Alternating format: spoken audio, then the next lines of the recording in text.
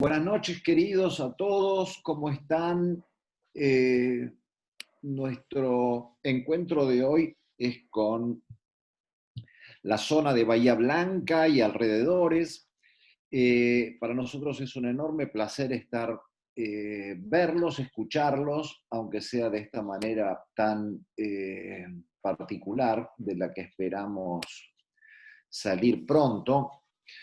Y el motivo o la excusa para reunirnos es hablar un poco de esclerosis múltiple, de algunas novedades, de algunas controversias y sobre todo tener interacción con ustedes eh, y escucharlos y aprender nosotros también, obviamente, ¿no? Por eso somos pocos, pero supuestamente estamos todos interesados y esperemos conseguir esa interacción. Y con esto quiero decir que las charlas son una excusa y tienen ustedes abajo, obviamente, esa box para hacer preguntas en el chat. Las pueden ir escribiendo ahí, pero solamente para no olvidarse, porque sería mucho mejor que llegado el momento de las preguntas y respuestas después de cada charla, directamente pongan su video y su audio, que Guillermo los va a habilitar, para que nos veamos un poquito las caras, por lo menos, sin temor a contagiarnos. En el día de hoy vamos a hablar de eso que ustedes ven ahí a la izquierda, tratamientos de alta eficacia en este contexto, qué hacemos con los pacientes, qué no hacemos, las cosas que hacíamos hace 2 meses cuando se inició la cuarentena, no, ¿qué 2 meses? Poco más, sí. Sí, 5 meses cuando iniciamos la cuarentena. Lo que hacemos en los primeros 2 meses, creo que con nuestras conductas eran distintas, y de eso queremos charlar con ustedes. Después hablaremos de progresión, que es otro tema también bastante en boga. Eh, Después hablaremos de seguridad, de los tratamientos para pacientes con alta actividad, pero hablaremos de datos de la vida real, de datos que tenemos actuales y no de los ensayos clínicos.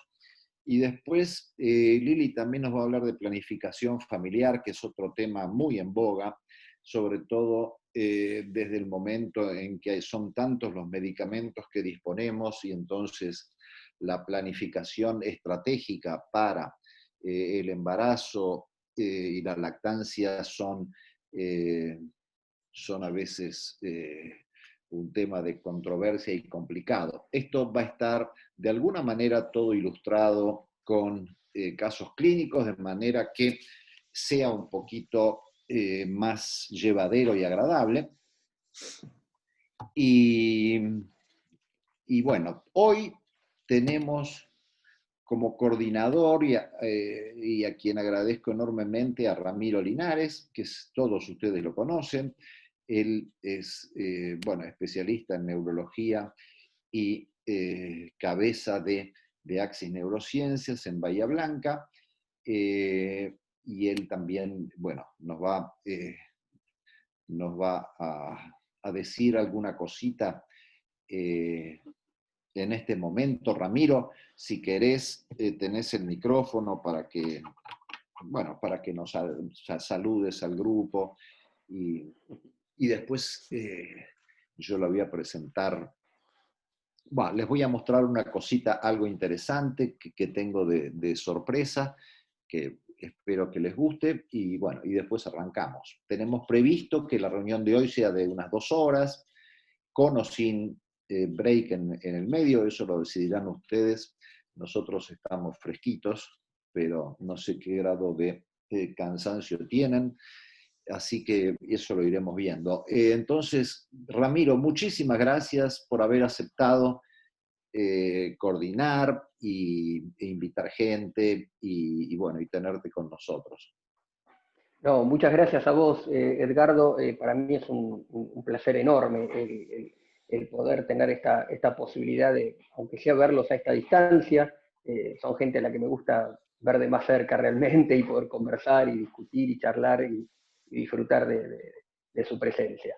Sí, como les decía, es un placer que poder presentar en estos temas que hoy en día son los que están en la cresta de la ola, en esclerosis múltiple, gracias a bueno, todos los cambios que hemos tenido en los últimos años que realmente han llevado a que en todos nosotros nuestra cabeza y nuestro pensamiento en relación a la enfermedad cambie realmente. Y ha cambiado enormemente para bien, entiendo yo. Tenemos otras posibilidades, tenemos otros resultados y también tenemos otras problemáticas gracias a eso, problemáticas que antes por ahí ni siquiera considerábamos porque nos preocupaban otros aspectos de la enfermedad, nos preocupaba más el contener el brote, el contener la urgencia, y antes no nos preocupábamos por ahí tanto, aunque tal vez lo deberíamos haber hecho, por aspectos relacionados con el embarazo, con la progresión. Antes nos preocupaban cosas más básicas que afortunadamente hoy, si bien nos siguen preocupando, no tienen el peso que tenían hace pocos años, porque en realidad son pocos años en los que hemos tenido cambios sustanciales en los resultados terapéuticos y en la evolución de nuestros pacientes. Hace poquito, hablando con colegas acá en Bahía, hablábamos de lo poco frecuente que nos resulta hoy en día ver brotes de la enfermedad, cuando antes era casi una constante. Y ese switch que tenemos todos los que hacemos un poco más de esclerosis múltiple y nos dedicamos a estos temas, es fantástico, entiendo yo. Así que bueno, para mí es muy grato tenerlos tan cerquita, aunque haya distancia de por medio. Creo que empieza Liliana, los dejo, quedo a la espera de escucharlos.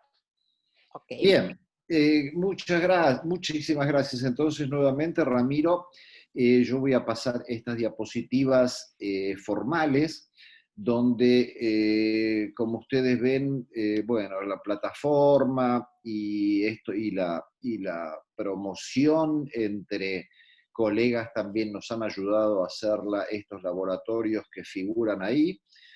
Obviamente, estos laboratorios no han participado ni han tenido acceso a las presentaciones, ni hay personas de la industria participando del simposio. Así que esto sigue la modalidad del antiguo SEMBA Interior, donde la industria no participa de estos eventos, sino que están restringidos a médicos, de manera tal que podamos tener una discusión amplia y sin barreras y sin, bueno, y sin tapujos, digamos, sobre lo que pensamos de las distintas drogas, etc. Aprovecho para contarles una novedad que probablemente les sea de utilidad. Entiendo que nuestro grupo se ocupa únicamente de esclerosis múltiple y que, bueno, de alguna manera nuestro foco está probablemente excesivamente puesto acá y a diferencia de ustedes que tienen la titánica tarea, digamos, de estar actualizados en todo el resto de enfermedades porque no se dedican exclusivamente a esclerosis múltiple. Entonces, bueno, nosotros por ahí damos mucho más importancia relativa de lo que tienen las cosas. Pero en ese sentido quiero contarles que hemos desarrollado un portal llamado portalem.org, precedido de www, ¿no? Que es un portal que pretende ser educativo y de comunicación entre colegas de la Argentina y de Latinoamérica. La primera cosa que tiene es que es un buscador de publicaciones al día, es decir, ustedes entran, después de registrarse por única vez, y en forma gratuita, obviamente, tienen acceso a todas las publicaciones mundiales en esclerosis múltiple. Es decir, es una especie de PubMed en español, donde ustedes van a ver todos los artículos que se publican y obviamente con la posibilidad de bajar los resúmenes o aquellos artículos que estén liberados. Y además de eso, van a ver cuáles son los ensayos clínicos que están en curso, van a ver presentaciones nuestras o de otras personas, e inclusive esto es una invitación para que ustedes también suban las de ustedes, siempre y cuando estén dentro de la esclerosis múltiple, ¿no?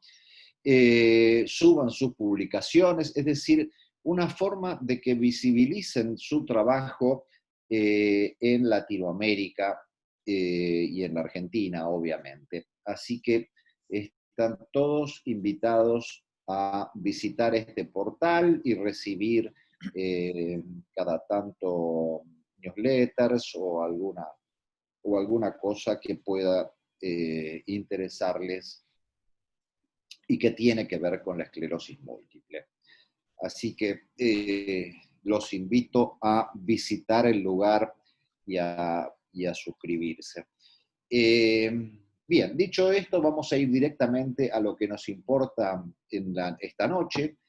Y para la primer charla que va a estar a cargo de Liliana Patruco, y quienes no la conocen, Liliana Patruco es neuróloga, es experta en esclerosis múltiple, se dedica a esto hace ya más de 2 décadas, y ve exclusivamente pacientes con esclerosis múltiple, no se dedica a otras enfermedades. Por lo tanto, de esto sabe bastante, y además de eso, creemos que es muy buena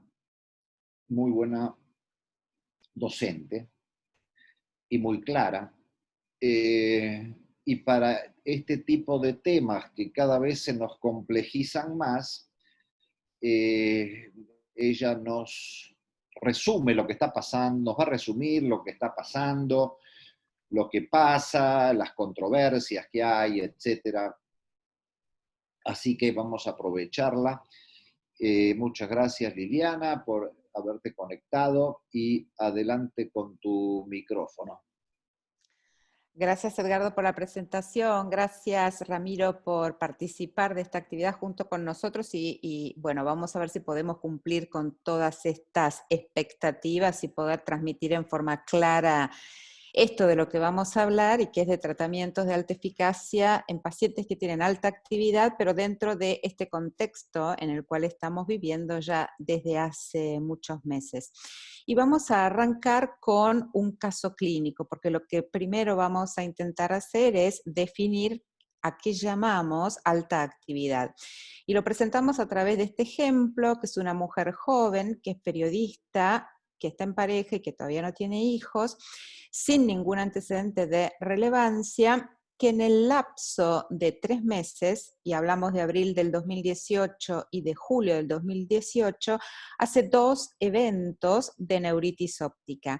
El primer evento de neuritis óptica, y que definimos neuritis óptica por sus características, ¿no? Disminución de la agudeza visual, dolor a la movilización de los globos oculares y demás, había revertido espontáneamente en unos 30 días, no había consultado en ese momento, nosotros todavía no la conocíamos. Vuelve a repetir otro evento, pero en este caso del ojo derecho, en julio del 18, en ese momento sí consulta, como era una recaída que impactaba significativamente calidad de vida. Recibe tratamiento con metilprednisolona a dosis habituales, que son 5 gramos endovenosos, con una excelente recuperación.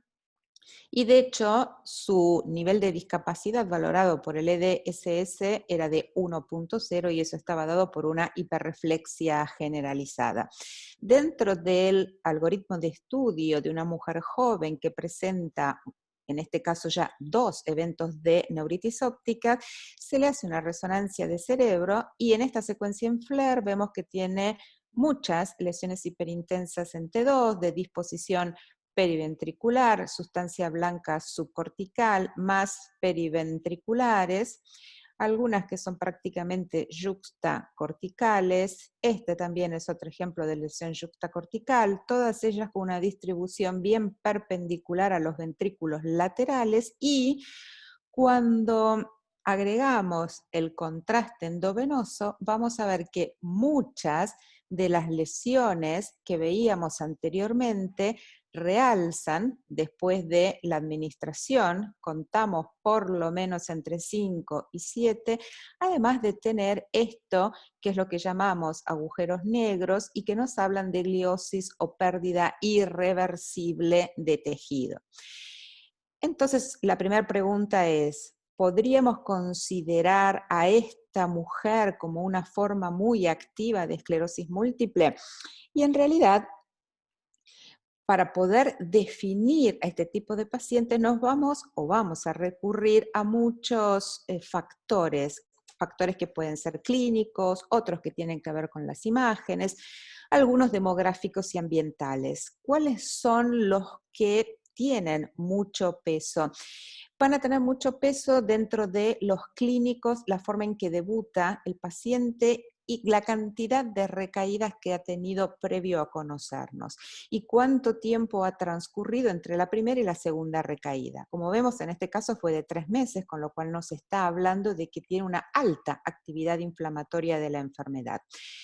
Pero independientemente de eso, hoy en día cada vez es más frecuente que veamos a uno de estos pacientes en su primer evento, con lo cual estos factores clínicos pierden un poco su peso y adquiere gran relevancia los factores imagenológicos y que van a estar directamente relacionados con qué número, qué cantidad de lesiones tiene la resonancia, cuántas de ellas realzan con el gadolinio y sobre todo dónde están ubicadas. Sabemos que la presencia de lesiones infratentoriales, sobre todo las que se ubican a nivel del tronco encefálico, y la presencia de lesiones a nivel de la médula, correlacionan directamente con un peor pronóstico, una peor evolución. Por otro lado, más allá de que hoy en día todavía no contamos con una definición que sea mundialmente consensuado o en la que todos estén de acuerdo acerca de cómo definir formas muy activas de esclerosis múltiple, tenemos que tener en cuenta que alrededor de 1/3 de la población de pacientes con esclerosis múltiple que vemos van a tener formas muy activas de la enfermedad. Esta es una revisión que hace Óscar Fernández en el año 2017, en donde plantea como definiciones número de recaídas que tiene el paciente en el año previo a que lo conozcamos y la cantidad de lesiones en la resonancia magnética. Ellos hablan acá acerca de la presencia de 9 lesiones a nivel de T2, pero hoy en día sabemos que independientemente del número, porque de hecho 9 no es ningún número mágico, puede tener menos o más, el ver dónde están ubicados y sobre todo el número de lesiones que realzan con gadolinio contribuye significativamente a poder diferenciar o identificar, más allá de que todavía no contemos con esta definición consensuada por todos, a que llamaríamos formas muy activas de la enfermedad. Y el año pasado se publica esta especie de puesta al día en cuanto a definición de esclerosis múltiple muy activa, que nos habla de que serían aquellos que alcanzan un EDSS de 4 poco tiempo después de evolución de la enfermedad. Esto en realidad tiene que ver con el comportamiento de la enfermedad a lo largo del tiempo. No nos ayuda a identificar al paciente si se trata o no de una forma muy activa. Sí que hayan tenido múltiples recaídas durante el año que estaba en curso, pero podemos encontrarnos con pacientes que haya tenido un único evento. Y en ese caso, como decíamos anteriormente, va a ser la resonancia que nos ayuda a definir el grado de agresividad o actividad de la enfermedad. O, por supuesto, si en las sucesivas resonancias que le hacemos encontramos con que aumenta la carga lesional a pesar de que está en tratamiento con una droga modificadora de la enfermedad, consideramos que sí es una forma activa y que además presenta una falla terapéutica. Pero nuevamente no la estamos definiendo en el momento mismo de conocer al paciente.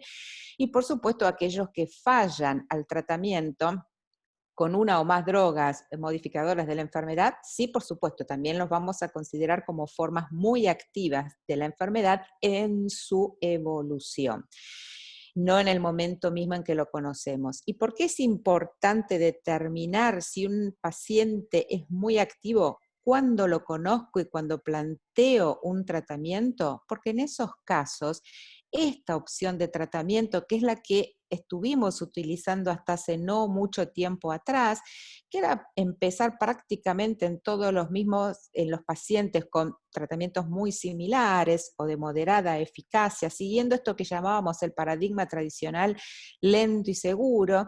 Y bueno, y en la medida en que iba fallando, los íbamos cambiando a fármacos mucho más efectivos. La idea de hoy es invertir esa pirámide y desde el momento mismo en que hacemos el diagnóstico y que planteamos el tratamiento e identificamos una forma muy activa, iniciar con un fármaco que logre suprimir toda evidencia de actividad de la enfermedad desde el punto de vista inflamatorio y que además pueda tener un impacto en la progresión de la discapacidad. Algo que nos puede ayudar mucho y que a mí me resultó interesante es este algoritmo de Montalbán, en donde cuando conocemos a un paciente y que planteamos un fenotipo a recaída, tendríamos que ver si están ausentes o están presentes factores de mal pronóstico. ¿Por qué? Porque eso en cierta forma nos orienta a nuestras estrategias terapéuticas. Si hay ausencia de factores de mal pronóstico, porque si ya tuvo más de un evento, estuvieron espaciados en el tiempo, o si tuvo su primer evento, pero en la resonancia vemos muy pocas lesiones, no hay lesiones infratentoriales, no hay lesiones en el tronco encefálico, podemos recurrir a fármacos que son efectivos, que además conllevan un menor riesgo, dentro de los cuales tenemos los inyectables o bien opciones orales. Ahora, ante la presencia de factores de mal pronóstico, como la paciente que mostramos en el ejemplo, en 3 meses, 2 eventos. Miramos la resonancia, muchas lesiones en T2, mucha actividad inflamatoria, entonces vamos a tener que recurrir a opciones terapéuticas que sean más efectivas y que tengan un mejor control sobre la actividad de la enfermedad, en cuyo caso también podemos recurrir a fármacos orales o bien a infusiones, y estos son los anticuerpos monoclonales. Por supuesto que nada nos garantiza, más allá de hacer toda esta disquisición con cada uno de nuestros pacientes, que el fármaco que elijamos controle la actividad de su enfermedad. Por eso es que son muy importante que hagamos 2 cosas. Uno, por supuesto, monitorear la presencia de efectos adversos, porque sabemos que todas estas drogas conllevan cierto riesgo, y otro es identificar respuesta subóptima. En el caso de que esto ocurra, tendremos que cambiar nuestra estrategia terapéutica. Pero estamos hablando que vamos a utilizar fármacos orales muy activos o muy efectivos, como puede ser un fingolimod o un cladribine, y vamos a estar utilizando también anticuerpos monoclonales. Y que de hecho esto representó en el contexto actual un nuevo desafío acerca de cómo manejar a este tipo de pacientes con esclerosis múltiple, sobre todo porque allá por el mes de marzo, cuando inicia en Argentina, pero ya conocíamos lo que venía ocurriendo en el mundo, toda esta expansión de infección por COVID-19, nos empezábamos a plantear algunos interrogantes. Si no estábamos exponiendo a nuestros pacientes a un riesgo mayor por el tipo de fármacos que estábamos utilizando, y de pronto los exponíamos a que fueran más susceptibles a contraer infecciones por COVID y eventualmente en el caso de contraerlas tuvieran una peor evolución. Por supuesto, siempre para poder responder todas estas dudas, necesitamos, por un lado, tener bien presente qué es lo que vamos a querer priorizar en estos momentos. Vamos a querer darle más peso a los potenciales beneficios que puede ofrecer la terapia al paciente sobre sus recaídas, sobre la progresión de la discapacidad y sobre lo que va a ser su nivel de vida, su calidad de vida en el futuro. Vamos a priorizar los eventuales riesgos a los cuales los podemos exponer en este contexto de pandemia, y entonces vamos a elegir terapias menos efectivas, pero que consideramos más seguras. arriesgándonos, por supuesto, a no controlar la actividad y que eso impacte negativamente durante el seguimiento. Entonces, contar con datos, contar con la experiencia de otros que tienen grandes cantidades o relativamente grandes cantidades de pacientes que cursaron con estas infecciones, nos ayuda también a tomar mejores decisiones. Y esto que vemos acá fue la primera publicación que se hace a nivel mundial acerca de reportes de pacientes con esclerosis múltiple que tuvieron infección por COVID-19, y que este trabajo fue liderado por María Pia Sormani, que engloba todos pacientes con esclerosis múltiple en Europa, sobre todo en las áreas de Piemonte, Lombardía, donde la casuística de infección por COVID-19 había sido mucho más alta. ¿Cuántos pacientes incluye? 232. De estos 232 pacientes, 57 tenían test positivo. De hecho, las dificultades que tenemos en Argentina para poder acceder a test son las mismas que ocurren fuera de Argentina, y los restantes pacientes tenían síntomas o signos que eran compatibles con infección por COVID-19. Vamos a ver como de la totalidad de estos más de 200 pacientes, solo un 9% no recibía ninguna terapia. Muchos de ellos sí estaban con fármacos de alta efectividad, mucho más, digamos, menos con cladribina y con alemtuzumab, muchos más con fingolimod, con natalizumab o con ocrelizumab. ¿Y qué fue lo que pasó con estos pacientes? Primero fueron clasificados según la severidad de la infección en leves, severos o críticas. Las formas severas o críticas era cuando ya habían ingresado a una unidad de terapia intensiva por falla respiratoria, shock séptico, falla multiorgánica. De todos esos 200, solamente 10 tuvieron formas severas o críticas, y críticas tuvieron 6, que son estos que están detallados acá abajo, y de estos 6, 5 fallecieron. Cuando miramos en detalle ciertos aspectos demográficos y clínicos de estos 6 pacientes que tuvieron infecciones críticas, vamos a ver que eran todos pacientes con edades avanzadas, la mayoría hombres, con bastante tiempo de evolución de la enfermedad, y la gran mayoría eran ya fenotipos progresivos, con altos niveles de discapacidad, y la gran mayoría de ellos tenían comorbilidades presentes. Entonces empezamos a considerar que determinados factores podían tener un impacto negativo en la evolución de la infección por COVID-19 en pacientes con múltiple. Por lo que veíamos acá, indudablemente la edad, la discapacidad, la presencia de comorbilidades podrían ser esos factores pronósticos. Ahora bien, esto era experiencia italiana. Más tarde aparece la experiencia de todos los centros de Francia que ven pacientes con esclerosis múltiple. Reunieron más de 300, que una edad promedio más joven, en su gran mayoría mujeres, la media del EDC era bajo, 2, bastante tiempo de evolución de la enfermedad, la gran mayoría con fenotipos a recaídas, remisiones. Teníamos algunos pacientes con PCR positivos para SARS-CoV-2, otros tenían imágenes que eran compatibles, síntomas tremendamente sugestivos como anosmia o ageusia, o bien otra combinación de síntomas en pacientes que provenían de zonas epidémicas en Francia para COVID-19.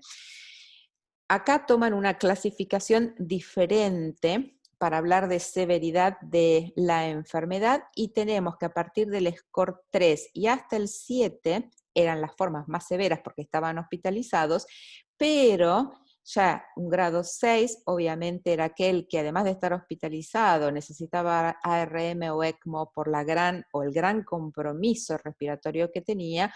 Un puntaje de 7 ya era la muerte. Del total de estos más de 300 pacientes incluidos, un 21% los podíamos incluir entre estos scores de 3 a 7. Cuando se hace un primer análisis, a ver qué diferencia tenía entre los pacientes que fueron hospitalizados y los no hospitalizados.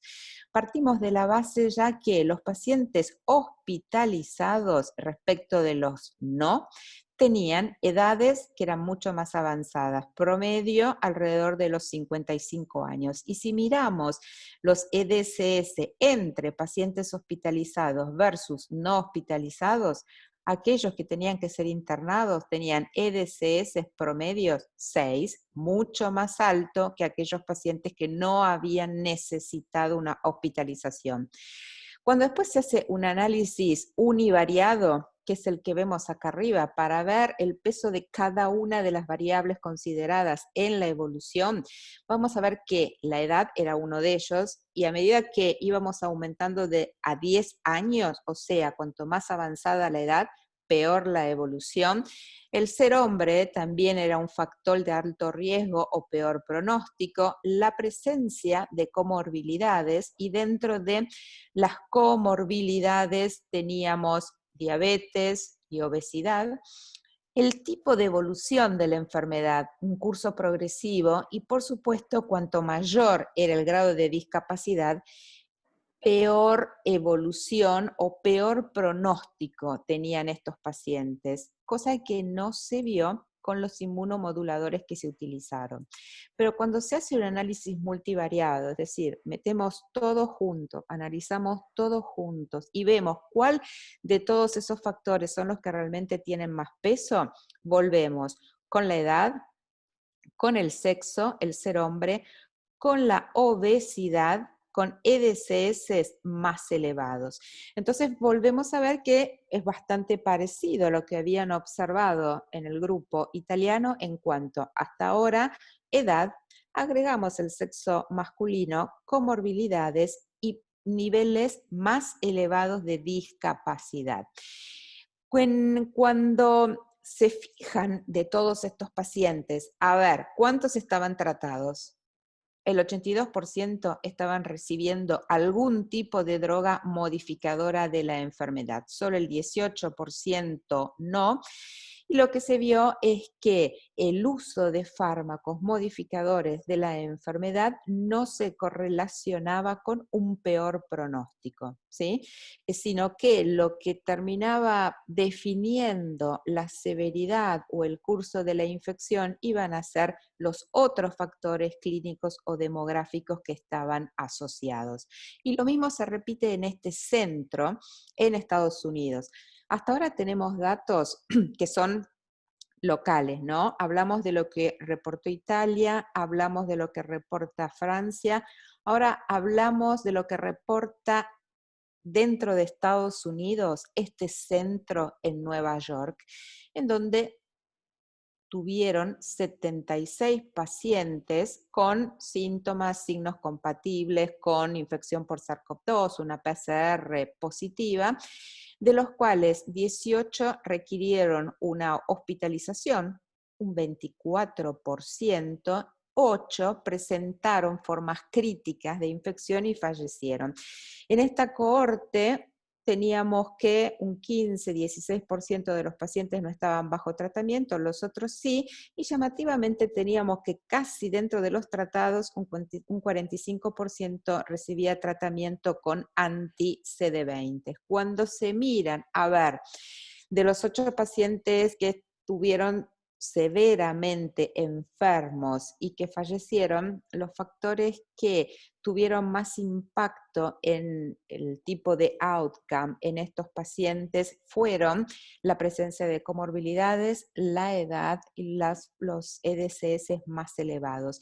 Con lo cual ya empezamos a ir llegando a la conclusión de que los pacientes con esclerosis múltiple que se infectan por SARS-CoV-2 tienen una evolución similar a la que vamos a observar en la población general, donde son los mismos factores de riesgo los que impactan en el outcome final. Pero estos son todos datos que son aislados y mucho más importante es poder recolectar datos a nivel global, donde todos los registros que se tienen puedan ser recopilados, analizados todos ellos y tratar de obtener mejores respuestas acerca de riesgo de desarrollar infección por COVID-19 en pacientes con esclerosis múltiple, cómo será la evolución y cuáles pueden ser factores predictores de complicaciones severas. Esto está en curso, es una iniciativa de Mes Data Alliance, y esto ya hace 2 meses que fue el anteúltimo reporte, el nuevo fue dado a conocer hace muy poquitos días, por eso todavía no está puesto acá, en donde tenemos más de 600 reportes de infecciones en pacientes con esclerosis múltiple que fueron comunicadas por médicos. Acá se incluyen también todas aquellas comunicaciones que fueron hechas por pacientes donde hay casi 6.000. Argentina y Latinoamérica está participando. En ese momento había 4 casos registrados, al día de hoy tenemos 10 por lo menos. ¿Y qué es la primera conclusión que sacan este registro internacional? Que el porcentaje de pacientes que requieren hospitalización o que deben de ser ingresados a unidades de terapia intensiva o que fallecen va a ser mayor en los fenotipos progresivos. A su vez, estos pacientes con fenotipos progresivos van a tener EDCS más elevados, generalmente iguales o superiores a 6, o sea que necesitan por lo menos asistencia unilateral para la marcha. Y que además, estos pacientes que tenían EDCS más elevados, tenían todos alrededor entre 50 y 69 años. Por lo tanto, la edad vuelve a ser también acá un riesgo per se de un curso más severo de la enfermedad por COVID-19. Y a fines de julio sale este pequeño comunicado en donde se plantea una pregunta, y es la siguiente: si los pacientes con esclerosis múltiple tienen un riesgo mayor de desarrollar infección por COVID-19. Entonces, ¿cuál es la respuesta? La respuesta es que en realidad no tienen un riesgo mayor que la población general para contraer infecciones por COVID-19. Y de hecho, algunos pacientes que están recibiendo tratamientos con ciertos fármacos que pueden interferir con la replicación viral, caso de los interferones, o que disminuyen niveles de ciertas citoquinas como interleuquina 6, que están involucradas en el desarrollo de formas severas de un síndrome de distrés respiratorio agudo, podrían inclusive tener un riesgo menor de presentar formas severas de infección por SARS-CoV-2, y que los principales determinantes del riesgo, además de la edad y el sexo, son las comorbilidades, los EDCS más elevados, mayor discapacidad, que es lo mismo que vemos en la población general, mayormente hombres, edades más avanzadas, y los que tienen comorbilidades suelen tener una evolución peor que aquellos que no las tienen.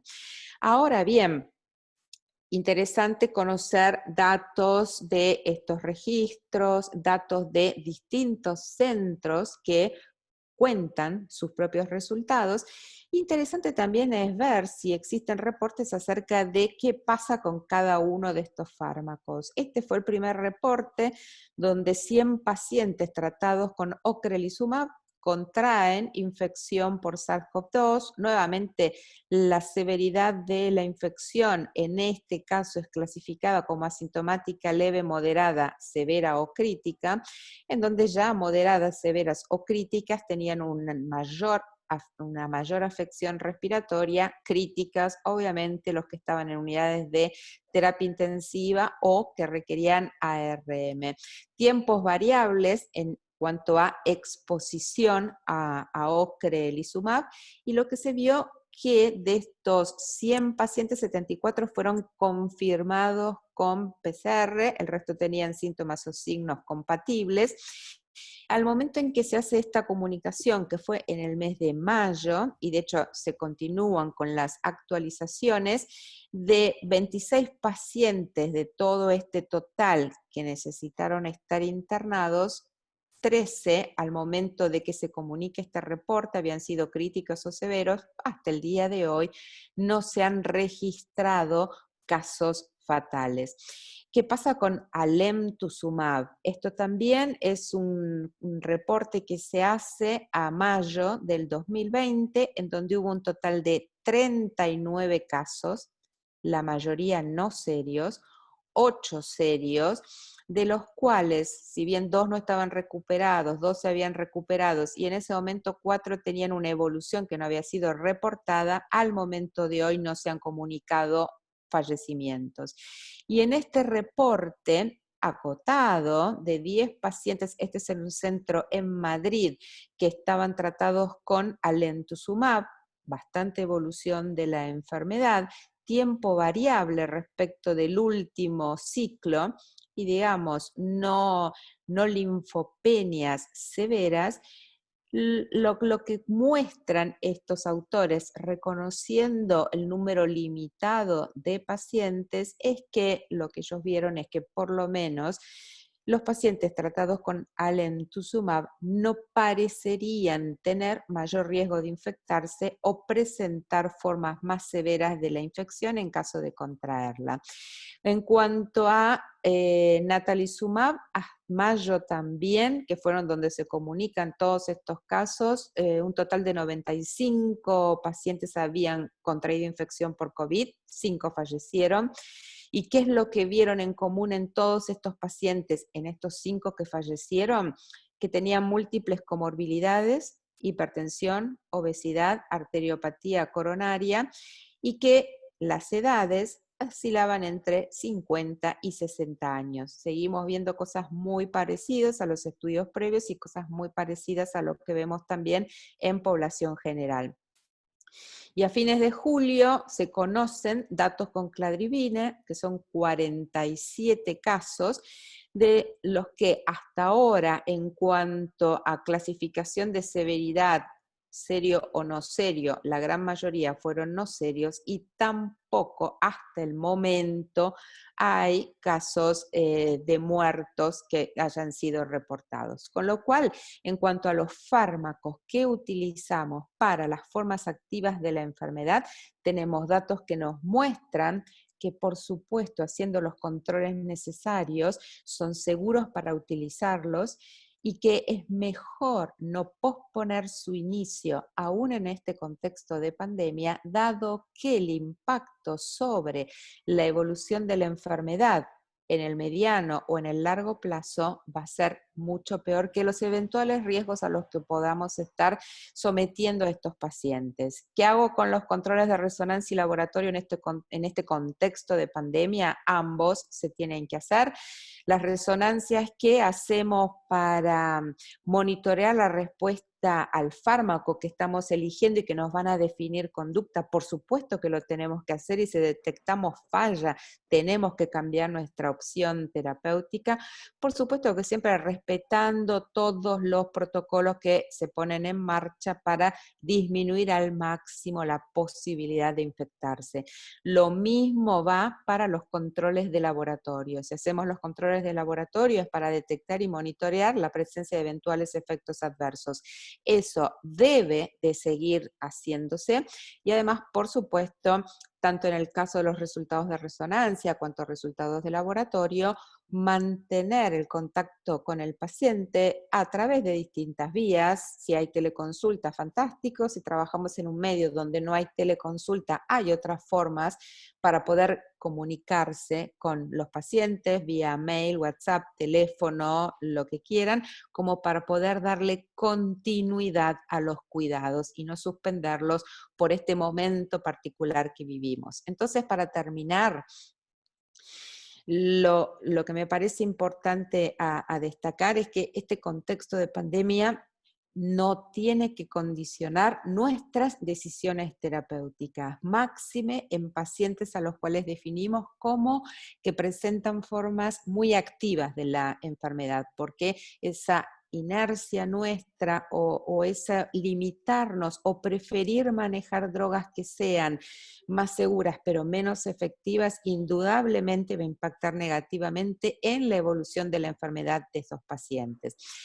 En algunos casos puede plantearse, y eso era meses atrás, actualmente ya no lo consideramos más, espaciar algunas infusiones, por ejemplo en el caso de natalizumab, y en lugar de hacerlo cada 4 semanas, hacerlo cada 6, pero como en la mayoría de los casos trabajamos con centros de infusión en donde se separan pacientes COVID de no COVID y todos tienen protocolos que garanticen la seguridad del paciente, no hay ningún motivo para que no puedan continuar haciéndose, y obviamente sostener siempre el cuidado y los controles de los pacientes a los cuales nosotros vemos. Y muchísimas gracias por haberme escuchado. Gracias, Liliana.